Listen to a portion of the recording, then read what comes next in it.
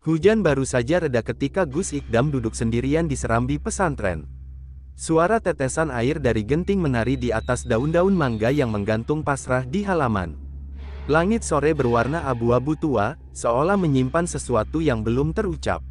Di hadapannya, secangkir kopi hitam yang mulai mendingin, menggoda tapi tak disentuh. Ia sedang tenggelam dalam pikirannya. Seorang santri datang tergopoh, membawa amplop putih dengan stempel Tebu Ireng.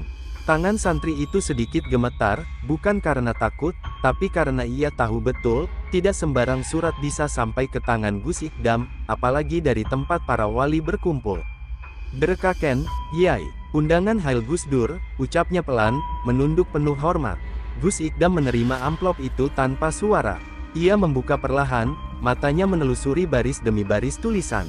Ada sesuatu dalam huruf-huruf itu yang membuat dadanya bergetar. Undangan itu bukan sekadar formalitas, melainkan ajakan batin dari sosok yang sejak dulu ia hormati. Gus Dur, bukan hanya presiden, tapi juga guru bangsa, wali zaman, dan manusia langka. Ia menarik napas panjang. Udara sore yang basah terasa lebih berat dari biasanya. Ada jeda dalam pikirannya, antara rasa rindu dan kehati-hatian. Sudah bertahun-tahun ia tak menginjakkan kaki ke Tebu Ireng. Bukan karena lupa, tetapi karena beban tanggung jawab di pesantren yang terus bertambah. Kini, undangan itu datang seperti suara yang menggema dari masa lalu. Malam harinya, di dalam kamar kecilnya yang sederhana, Gus Ikdam sujud lebih lama dari biasanya.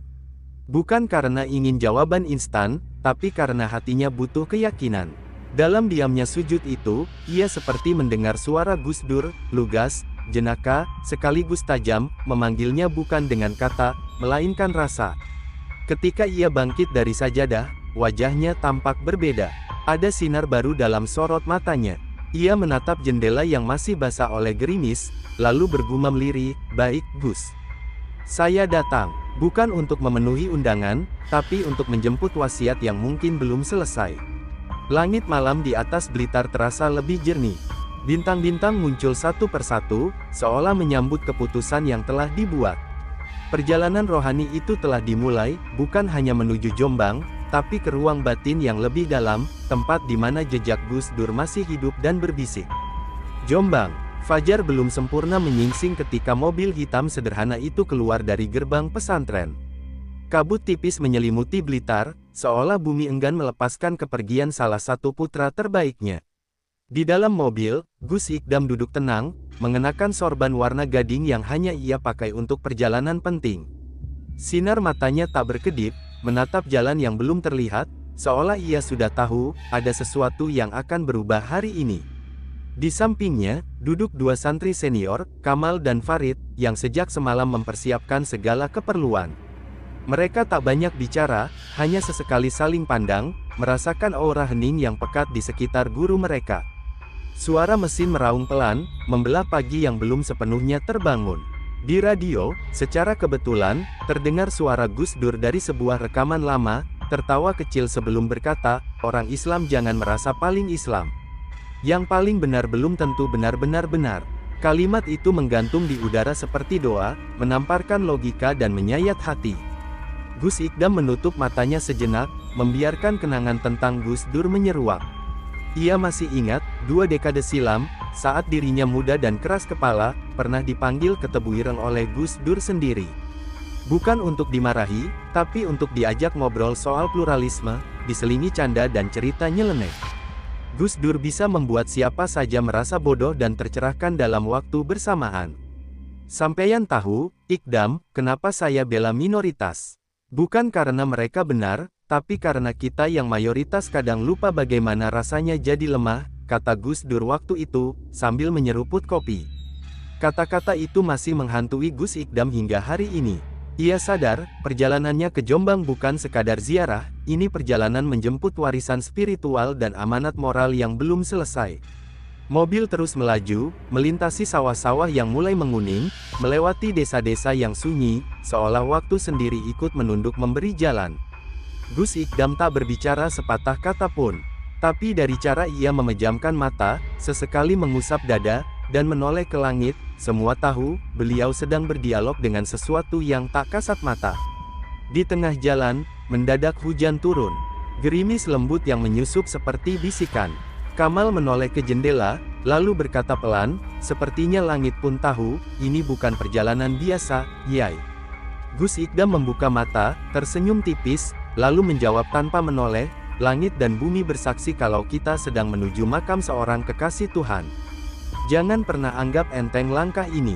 Jalan menuju Jombang belum setengahnya, tapi ruh perjalanan sudah sampai lebih jauh dari yang terlihat. Perjalanan jasad mungkin hanya hitungan jam, namun perjalanan jiwa, menuju pemahaman, keikhlasan, dan takzim, baru saja dimulai. Mereka belum tiba, tapi seakan sudah menyentuh pintu sebuah dunia yang berbeda, dunia di mana Gus Dur masih hadir dalam diam, dalam hujan, dalam kenangan yang tak pernah padam. Jombang menyambut dengan sunyi yang dalam. Matahari sudah condong ke barat saat mobil yang ditumpangi Gus Ikdam perlahan memasuki lingkungan pesantren Tebu Ireng. Tidak ada keramaian, tidak pula gegap gempita, namun udara di sana seolah dipenuhi getaran yang tak kasat mata, sebuah aura yang hanya bisa dirasakan oleh hati yang peka. Pohon trembesi tua berdiri anggun di halaman, ranting-rantingnya menjuntai seperti lengan seorang ibu yang memeluk siapa saja yang datang dengan tulus.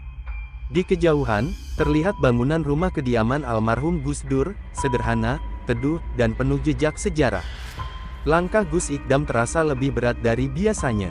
Bukan karena lelah perjalanan, tapi karena rasa haru yang menggumpal di dada. Sejak turun dari kendaraan, ia berjalan lambat, menunduk, seolah setiap jengkal tanah yang dipijaknya adalah saksi bisu perjuangan seorang wali bangsa. Ia disambut oleh keluarga dalam dengan penuh takzim. Tidak ada sambutan mewah, hanya segelas air putih dan senyum tulus, dan justru itulah yang membuat tempat ini terasa agung. Gus Ikdam diminta duduk di ruang tamu yang dulu kerap menjadi tempat Gus Dur menerima tamu dari berbagai penjuru, tokoh besar, orang kecil, agamawan, bahkan seniman jalanan.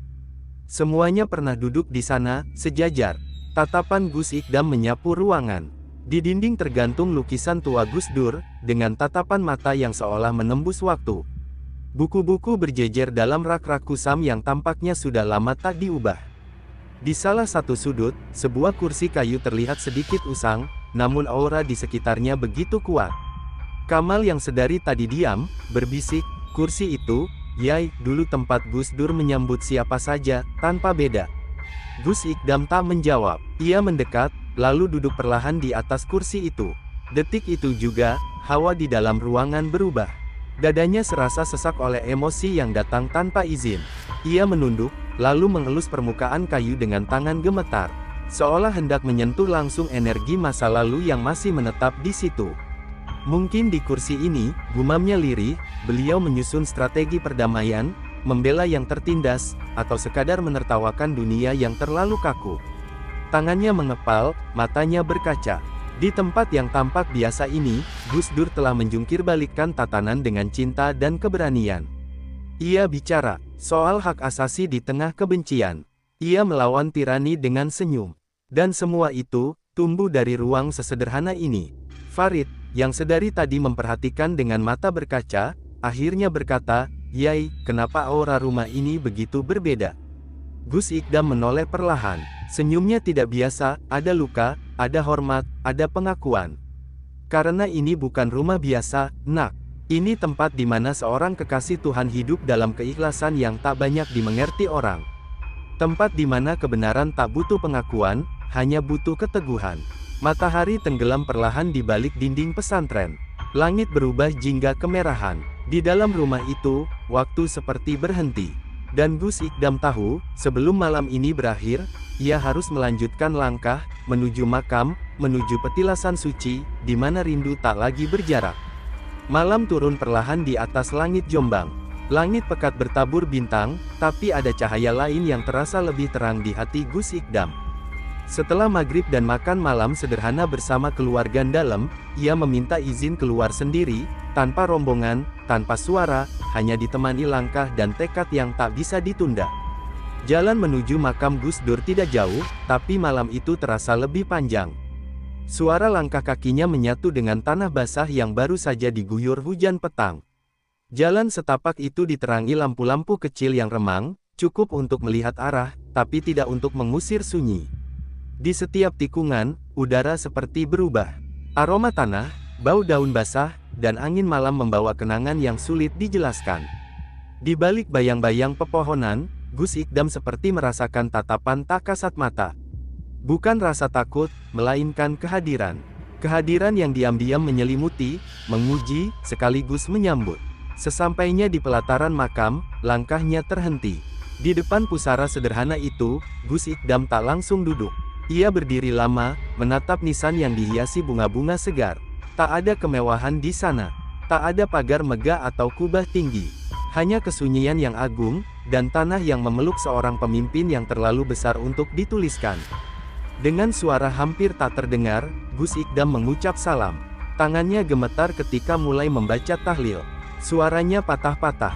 Bukan karena lelah, tapi karena dadanya penuh. Setiap bacaan terasa seperti panggilan dari lubuk jiwa, memanggil kembali kenangan lama, kegelisahan zaman, dan rindu yang belum selesai. Setelah doa terakhir, ia diam. Pandangannya lurus pada nisan, lidahnya keluh, tapi hatinya bergemuruh.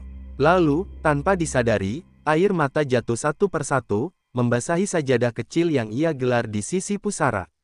Gus, bisiknya pelan, maafkan kami yang masih takut mengatakan kebenaran, yang sering memilih aman daripada jujur, yang lebih mencintai pujian daripada keadilan. Langit di atasnya tetap tenang. Tak ada angin besar, tak ada petir menyambar. Tapi malam itu, bumi seolah mendengarkan. Dalam diam yang panjang, Gus Ikdam memejamkan mata. Dan di dalam keheningan itu, seolah-olah ada yang berbicara. Bukan suara, bukan bisikan, tapi pesan yang tiba-tiba tertanam dalam benaknya, jernih, dalam, dan tak terbantahkan. Keadilan bukan warisan, ia harus diperjuangkan. Dan perjuangan tak akan pernah nyaman. Pesan itu menembus pikirannya seperti kilat.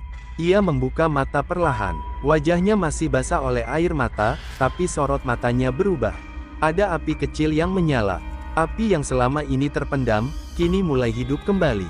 Ia memandang pusara untuk terakhir kalinya malam itu, lalu berbisik dengan suara bulat, amanat panjenengan belum selesai.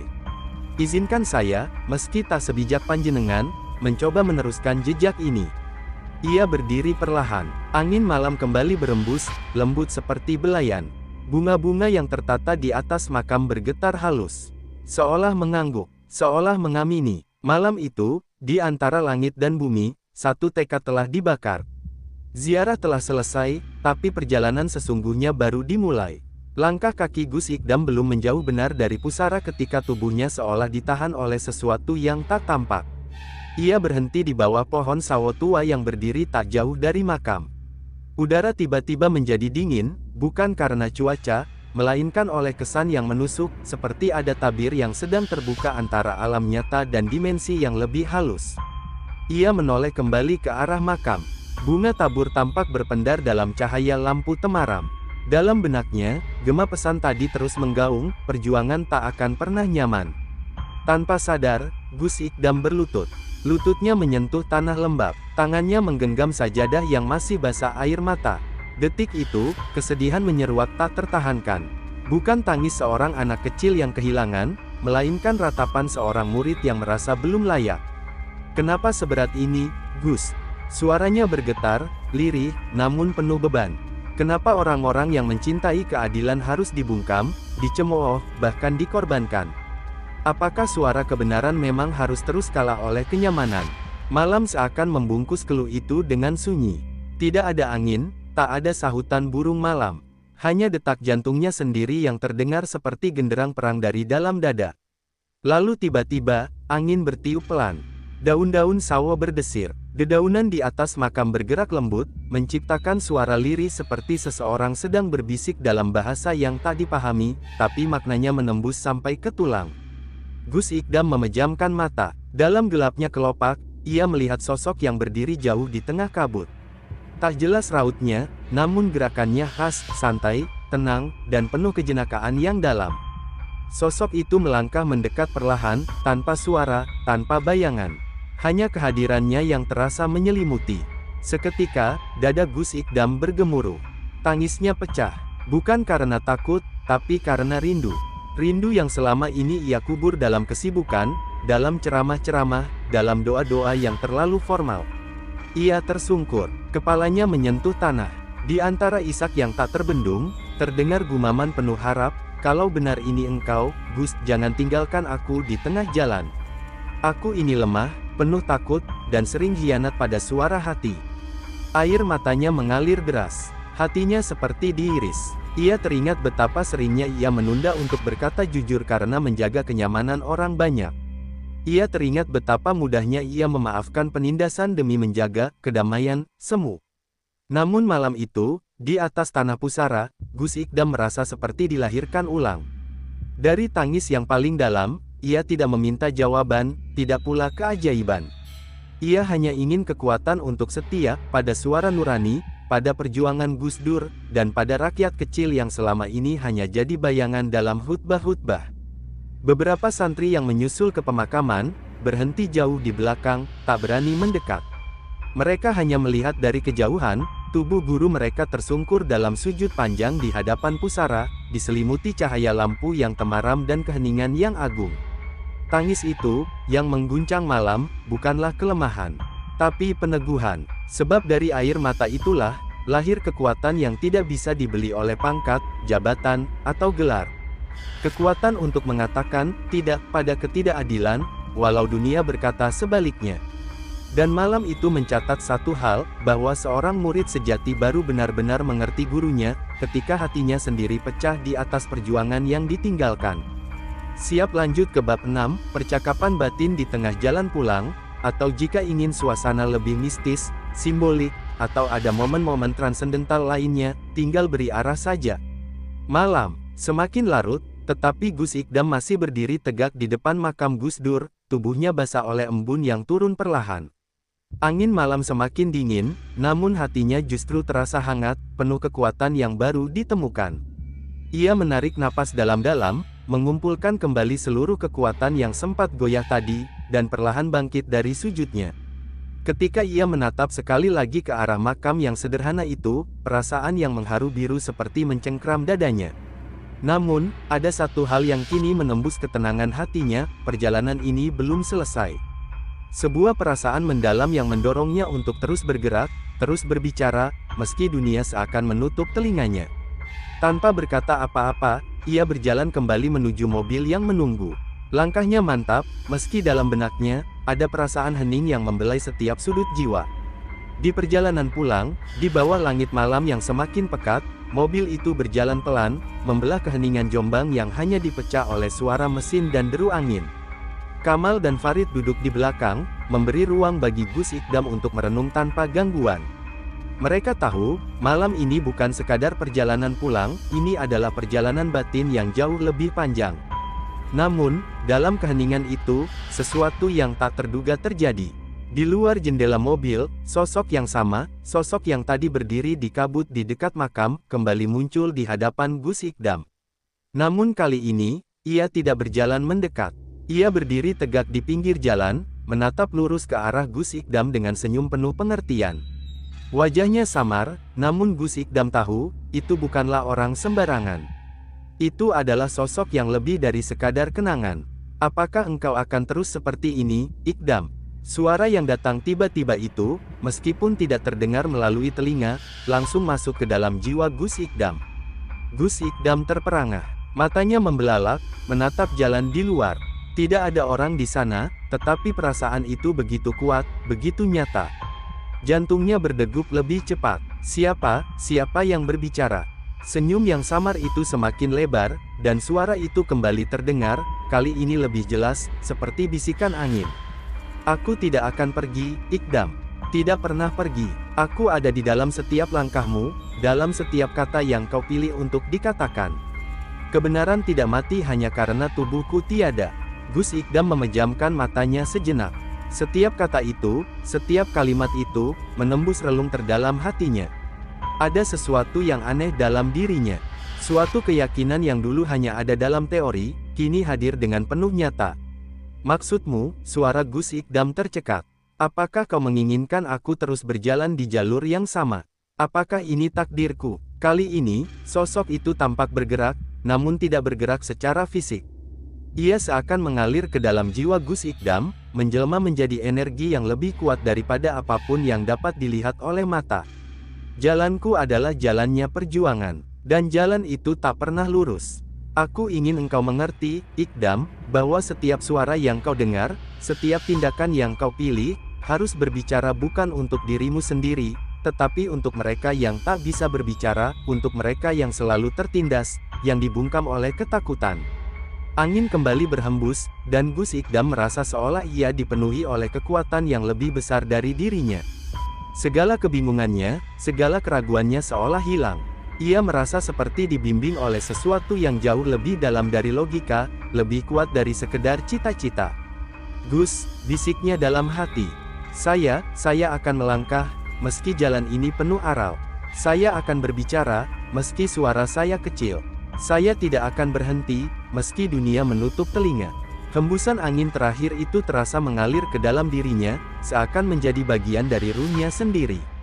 Tanpa sadar, matanya mulai terpejam, dan tubuhnya merasakan getaran yang aneh, suatu getaran yang mengingatkannya pada sebuah janji yang tidak boleh dikhianati. Begitu membuka mata, sosok itu telah menghilang. Namun keyakinan dalam diri Gus Ikdam tetap teguh. Ia tahu, apapun yang akan terjadi selanjutnya, ia tidak akan pernah berjalan sendirian. Selalu ada suara yang membimbing, selalu ada jejak yang harus diteruskan. Mobil terus melaju, tetapi perasaan di dalamnya tidak lagi sama. Ada kedamaian dalam dirinya yang lebih mendalam, lebih besar dari sekadar perjalanan fisik. Malam itu, Gus Ikdam bukan hanya kembali ke pesantren, ia kembali pada dirinya sendiri, pada amanat yang lebih besar dari sekadar kehidupan pribadi. Langit mulai menunjukkan garis tipis keperakan di ufuk timur. Sisa-sisa malam memudar perlahan, seperti tirai yang pelan-pelan dibuka untuk memperlihatkan panggung hari baru. Udara masih dingin, namun ada kehangatan yang mengalir dari dalam pesantren saat Gus Ikdam turun dari mobil. Beberapa santri yang telah bangun tampak tertegun melihat gurunya tiba dengan wajah yang berbeda, lebih teduh, namun juga lebih tajam. Ia melangkah tanpa banyak bicara, langsung menuju masjid, menunaikan salat tahajud yang tertunda. Di ruang yang hening itu, sujudnya terasa dalam, seperti tidak ingin bangkit. Ia tenggelam dalam doanya, memanggil Tuhan dengan suara yang lirih tapi bergetar penuh makna. "Ya Allah, jangan biarkan aku hanya menjadi penerus nama. Jadikan aku penerus nilai." Setelah salam, ia tidak langsung bangkit. Ia duduk lama, dan di saat itulah, fajar menyembul penuh kemuliaan. Cahaya lembut menembus kisi-kisi jendela, membasuh wajahnya yang masih basah oleh sisa air wudhu dan tangis semalam. Seakan pagi pun tahu, bahwa hari itu bukan pagi biasa, bahwa ada jiwa yang baru saja dibakar oleh amanat yang tak ringan. Selepas subuh, halaman pesantren mulai hidup. Aktivitas para santri kembali menggeliat. Namun yang membuat suasana berbeda pagi itu adalah tatapan mereka terhadap Gus Ikdam. Ada aura yang berubah. Ia seperti membawa sesuatu yang tidak kasat mata, namun semua bisa merasakannya. Kamal mendekat, dengan wajah penasaran tapi segan. "Gus, panjenengan ndak istirahat dulu?" Gus Ikdam menoleh pelan, senyumnya samar tapi dalam. "Kamal, istirahat itu hanya sebentar. Amanat lebih panjang dari lelahku." Kamal terdiam. Ia tahu, gurunya kembali dengan sesuatu yang telah mengubah banyak hal dalam dirinya. Seolah malam tadi bukan hanya ziarah, tapi perjanjian ulang dengan sejarah. Pagi itu, Gus Ikdam meminta dikumpulkan para santri senior dan beberapa pengurus pesantren. Tidak di aula, tidak di ruang tamu, tapi di bawah pohon beringin di sudut halaman, tempat yang sering menjadi tempat beliau menyendiri. Ia duduk bersila di atas tikar pandan, menatap satu persatu wajah mereka. "Mulai hari ini," ucapnya pelan namun pasti, "kita tidak akan hanya belajar ilmu, tapi juga keberanian. Kita tidak hanya akan menghafal kitab, tapi juga menghafal luka rakyat kecil." Para santri saling pandang. Ucapan itu sederhana, tapi terasa seperti palu yang menghantam kesadaran mereka. Beberapa bahkan menunduk, menyadari betapa selama ini mereka terlalu nyaman dalam rutinitas, tapi lupa terhadap realitas di luar pagar pesantren. Gus Ikdam melanjutkan, kali ini dengan suara lebih tegas. "Kita tidak bisa lagi duduk diam sementara yang lemah diinjak. Kita tidak bisa terus menjadi saksi bisu dari kezaliman yang dibungkus dalil. Karena kalau kita diam, berarti kita ikut berdosa." Diam, hening, tidak satu pun berani bersuara. Bahkan angin pun seperti tertahan. Ia memandang langit yang mulai cerah. Burung-burung kecil mulai berterbangan di atas pohon beringin, seolah menyambut semangat baru itu. Dan dengan lirih, ia berucap, seperti kepada dirinya sendiri, "Semalam, aku menangis bukan karena takut, tapi karena sadar, perjuangan ini tidak boleh berhenti. Dan kalian semua, adalah saksi dan pelanjut." Air matanya menitik lagi, kali ini bukan karena duka, tapi karena beban yang mulai terasa sebagai berkah. Sebuah beban yang justru memberi arah. Pagi itu, pesantren tidak sekadar menyambut hari baru. Ia menyambut ruh baru. Sebuah tekad yang lahir dari tangis dan keheningan malam, yang kini menjelma menjadi gerak dan suara yang akan terus bergema dari ruang kecil ini, menuju jalan panjang yang akan mereka tapaki bersama. Tanda hubung, tanda hubung, tanda hubung. Siap lanjut ke bab 8, amanat yang harus ditegakkan, sebagai penutup penuh haru dan harapan. Kalau kamu ingin bab terakhir ini diwarnai simbolisme, pertemuan tokoh, atau kilas balik, tinggal beri arahan. Hari bergulir cepat, namun di pesantren itu, waktu seolah melambat, seakan memberi ruang bagi setiap jiwa untuk merenung lebih dalam. Sejak pagi itu, suasana berubah.